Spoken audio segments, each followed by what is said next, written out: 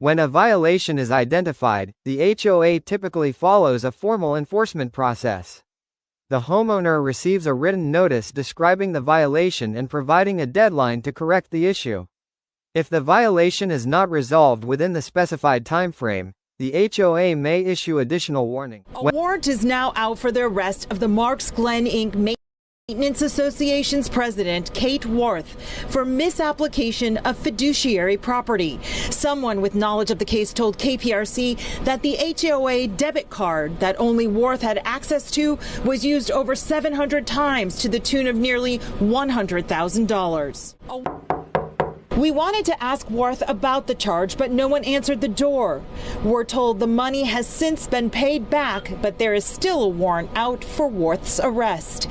The situation has left the neighborhood not one sorry to anybody in this neighborhood. It's time. Feeling betrayed. We knew things were wrong, right? We knew what was going on. We don't know the extent. Anna Danton says she and her neighbors in some 40 hammock subdivisions were being held hostage. We are celebrating that the homeowners are free. Frustrations, agitations, irritations have been festering for years in the hammocks. Residents pointing the finger at the ruling association board, raising concerns about elections. The former board president was arrested for theft, and they say their HOA fees nearly quadrupled. Anna says she and other neighbors started helping investigators with the state attorney's office years ago. Today, the Miami-Dade state attorney announced past and current hammocks board members had been arrested on multiple charges of grand theft, racketeering, and money laundering, all accused of siphoning funds from the association and its residents. The board annually collected approximately $4 million, approximately $4 million in dues that were paid by the homeowners. It appears that most of those funds and millions in HOA reserves are gone. Today we are alleging that the funds were stolen as part of an organized crime scheme. They call the cops. A homeowners association meeting at the Mandarin Lakes neighborhood in Naranja Lakes goes off the rails. The Tuesday night meeting was cut short after residents say the cops were called by the HOA. It's ridiculous. Nobody got violent. We're simply talking. Various community members say the meeting escalated when the HOA board told residents their monthly fee would increase to $350 a month. In addition to the price hike and security, residents say there's broken amenities, cars getting constantly towed, and violent crimes happening in the neighborhood. But these residents tell us when they bring these problems up to the HOA, it falls on deaf ears. They discredit me. They tell me, basically go away. This is how it is. If you don't like it, move out. We asked the residents how they feel about their HOA board. Outraged, saddened, and threatened. It's not a good feeling at all. My message is simply get it together. Please, help us help you. This is a community. This is a letter to the Homeowners Association requesting a special meeting so we can replace the board members. Now residents say they're taking matters into their own hands in hopes of making changes. So many homeowners don't understand what the condo or HOA can or can't do. So if you're a homeowner and you're not sure what your association can or can't do, that's going to be outlined in the association documents. However, in this video, I want to give you what are some of the basic powers that your HOA or condo have. So the first one is really enforcing the rules of the association. Your association does have the right to enforce any items that are within the condo or HOA documents. However, I do want to give you a tip. Make sure that before you're enforcing anything that you're having the conversation with your association attorney so that you're following the proper guidelines. The second item is a very critical item, is your association does have the right to, number one, assess for fees or assessments, assess you for any fines, and also take any legal action that's necessary. So I'll break down all three as simple as possible. Number one, an association needs its assessment or needs to collect fees in order to maintain the association. So the documents are going to outline the process that the association can follow in order to assess those fees. Next, if you're in violation of something within the documents, some kind of rule or regulation or covenants and condition, the association does have the right to fine you. Now that fine does need to be outlined within the documents, and if they do have the right to be able to fine you. And lastly is taking legal action. So the association does have the right to take legal action if you don't pay your fines, if you don't pay your assessment. So it's very important as a resident or as a board member that you're paying your dues and your fines as required within the documents. And the final point that your association has a right to is getting into contracts. So managing a condo or homeowner association encompasses many partners or vendors that need to service the community. So your association has a right to get into contracts. In many cases, it's going to be with professional service providers such as us here, a management company, a landscaper, an attorney, elevator contract. So your association has the right to get into these contracts. It's very important, or as a pro tip, that if it isn't a professional service, the statute does require you to obtain an additional proposal if it's 5% or more of your association's budget. If you have more information when it comes to what your association can or can't legally do, it's very important that you talk to an association attorney. From the state capitol to your front lawn, Texas lawmakers and Governor Greg Abbott passed a bevy of laws that help homeowners stand up to heavy-handed HOAs. This was a very successful session for homeowners. Attorney David Kahn represents homeowners against abusive HOAs, and he says it'll be easier with the new laws. Most take effect September 1st. If you have a pool, your HOA cannot tell you that you can't have a fence around it. They can't specify what type of fence, but you can always put up one kind, no questions asked. There's a specific provision that a black mesh fence that's not too tall, that cannot be climbed, is allowed. So the homeowners know one thing that they can do without being opposed. Lawmakers got serious about security, banning HOAs from restricting things like security cameras and motion sensors. And every homeowner in Texas will be allowed to put up a fence around the perimeter of their property. Now, this is not something that most homeowners will want, but the bill is clear that if that's what you want for security purposes, you can have it. Effective immediately, homeowners that want to put up a religious display like a cross on their property cannot be prohibited by an HOA.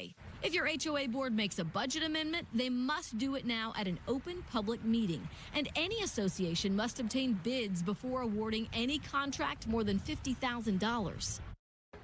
Also new, if you're late paying your HOA dues, your HOA can still report you to a credit reporting agency, but they cannot charge you the fee to do that. It's usually a couple $100. Cant says putting that burden back on the HOA will make them less likely to report homeowners who have fallen behind and more willing to work with them on payment plans or catching up. We moved into this community.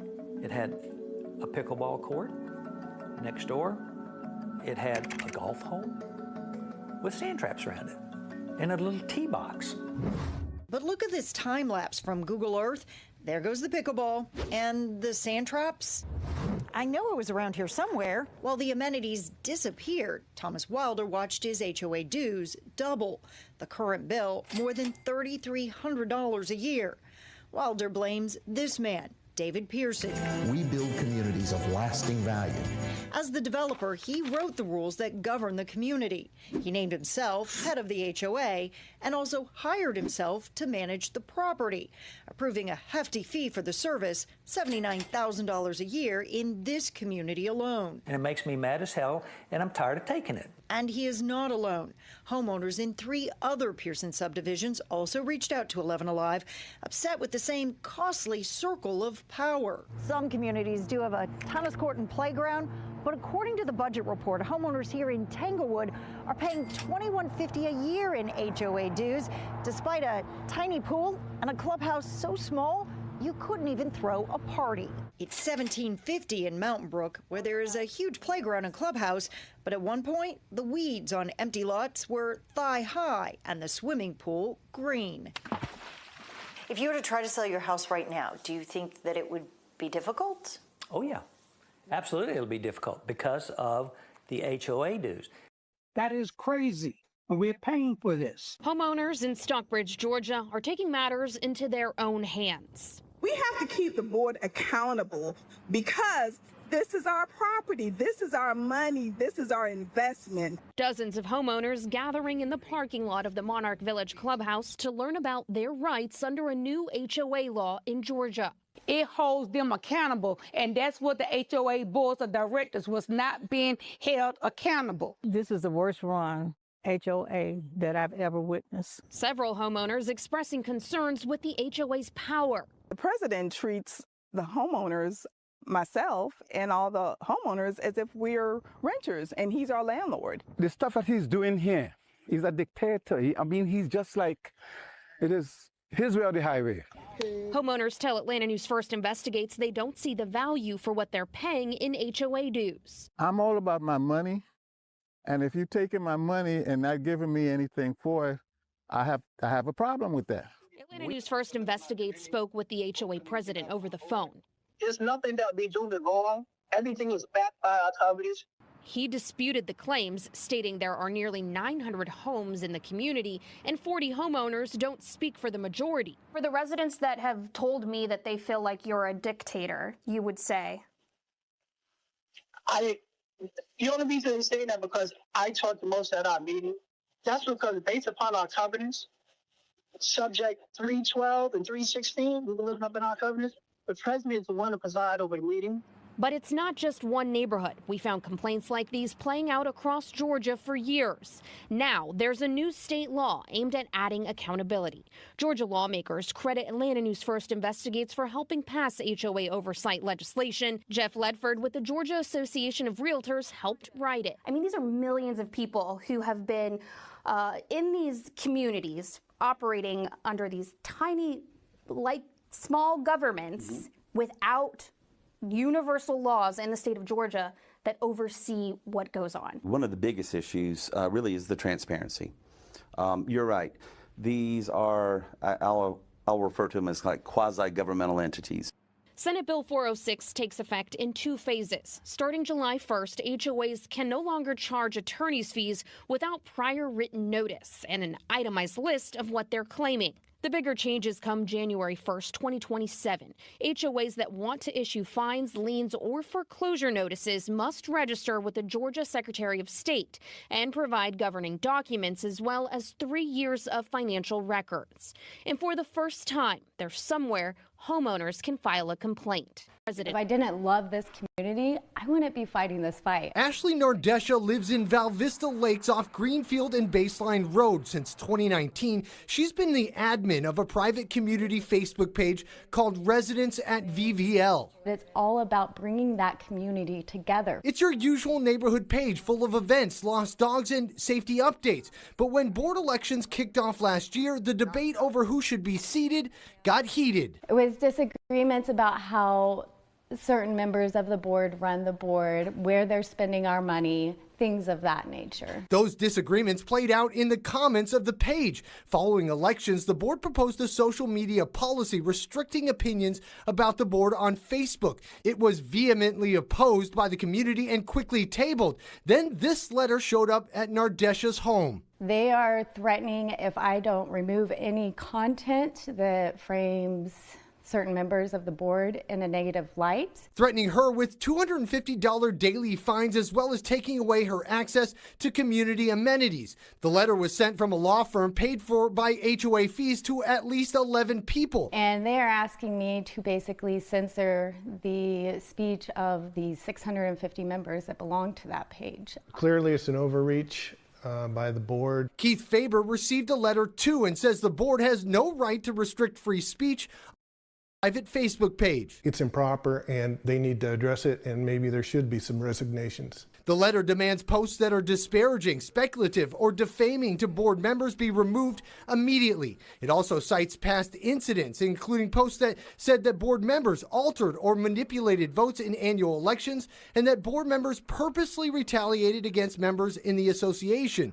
Opinions that now come with consequences. I really do believe in that freedom of speech, and we are a diverse community with diverse opinions and views, and we should be able to share that and have a discussion about that. This is the home that God blessed my husband and I with, that we are trying so hard to protect. Tamala and Edward Ketchmore don't owe their HOA a dime. We have never, ever missed a payment. But their HOA doesn't see it that way. These people were threatening to take my husband and I our home They're threatening our livelihood. The Ketchmores live in the Prominence development at Aliante in North Las Vegas. They've been making regular payments On time, never late. since they moved into their home about 6 years ago. Like many people do nowadays, Tamala pays HOA dues electronically through her bank. But several months ago, Aliante said there was a problem. And all of a sudden, they just started threatening my husband and I and sending us all these bills about how much we owe them. First Service Residential manages the Aliante Master Association. They started sending letters saying the Ketchmores hadn't paid their monthly dues for the last 4 months. Feel humiliated about the whole thing, you know, like I got my head down because this is so embarrassing. Well, tonight, investigative reporter Adam Walser there revealing how she wound up behind bars and caught up with the HOA's attorney to ask about his involvement. They were showing in court like pictures of the brown grass. Yep. The grass isn't always green in Irina Green's yard, thanks to a big tree that you can see in this drone video, and a drought that led the county to impose watering restrictions last year didn't help. Looks like you got some pieces of sod here. Green says her yard is far from the worst in Riverview's Creekview subdivision. If you drive around my neighborhood, you'll see there's plenty of yards that are not up to par. But so far, she's the only homeowner to actually go to jail for failing to keep her yard up to her HOA standards. It all started with notices from the HOA's management company. And it went from the grass being brown to, you know, there's a dent in my garage. Dents too small to see from the road. That was a part of my court case. Green was also cited for having a dirty mailbox covered in mildew due to shade and moisture from that same tree. I would assume you could probably clean that whole mailbox in a few minutes, right? Yeah. And for having a cargo van similar to other ones we observed in the neighborhood. The HOA filed a lawsuit against Green in Hillsborough County Court, demanding she correct the violations. She represented herself, preparing handwritten explanations that the HOA and judge rejected. Green appeared at a hearing last July in which the judge gave her an ultimatum. My grass had to be brung up to par. He said, you can get seeds, you can do something, but you got 30 days to get it corrected. I said, fine.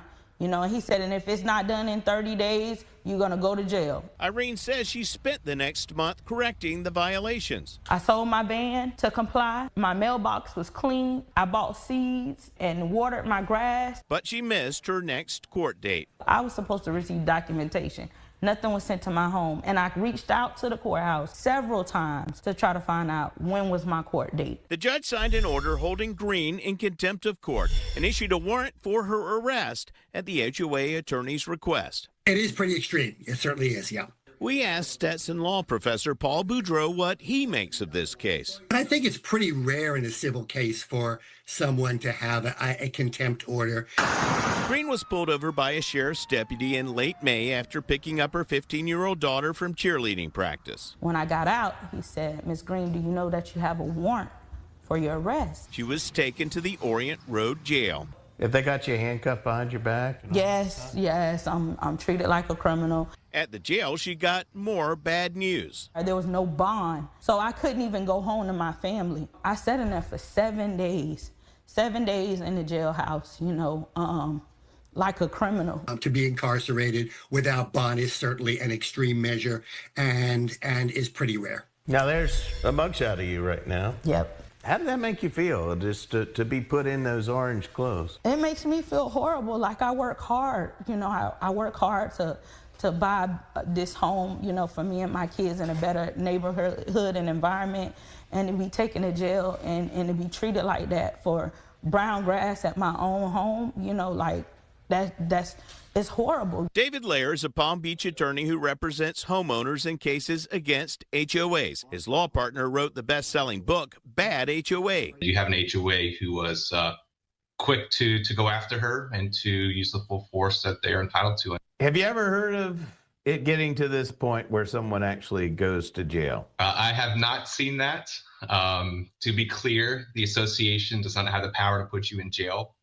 Certain other events intervened. Certainly, you know, the judge had the right to do it. You know, I think perhaps there could be more lenient remedies. Green's sister-in-law, who is a paralegal, filed a petition 6 days after she was incarcerated, requesting an emergency hearing. And I went to court, and I had to be shackled from my hands to my feet. And you're there in civil county court, right? Yeah. You're the only one wearing orange, right? Yeah, the only one. Green's relatives sent pictures of the yard and other evidence to the judge, a different one than the judge who issued the arrest warrant. Green says an attorney for the HOA opposed her release. He says, well, it hasn't been resodded. The whole yard needs to be resodded. And she's like, not from those pictures that I see. She's like, no, I want her released immediately. So you were going to sit in jail while they resodded your yard? Yeah, he wanted me to continue to sit in jail and not come home to my family. Green was released on the judge's order. I'm Adam. I'm with ABC Action News. We caught up with Creekview HOA attorney Francis Frischia, the one who asked for the arrest warrant, outside his office. Do you think that was kind of harsh to have her spend 5 days or 7 days, I believe, in jail? I have no comment, but I'll email you on that. He emailed us a statement saying in part, quote, Ms. Green received notices of violations. She disregarded them. Ms. Green failed to show up in court on August 19th. Her failure to abide by the court's instruction led to the arrest warrant being issued. We called and left a business card at the Creekview HOA president's home, and we called and emailed the HOA's property management company, which issued the violations. We didn't hear back from either. Legal experts say there are lessons to be learned. Sometimes they act in a petty manner, but if they decide that you need to do something, you need to follow the rules. And when a judge tells you to do something, you have to do it. I think that they have way too much power. I mean, I never heard of anything like this in my life. I'm My Team investigator Adam Walser with photojournalist Matt McGlashan, taking action for you.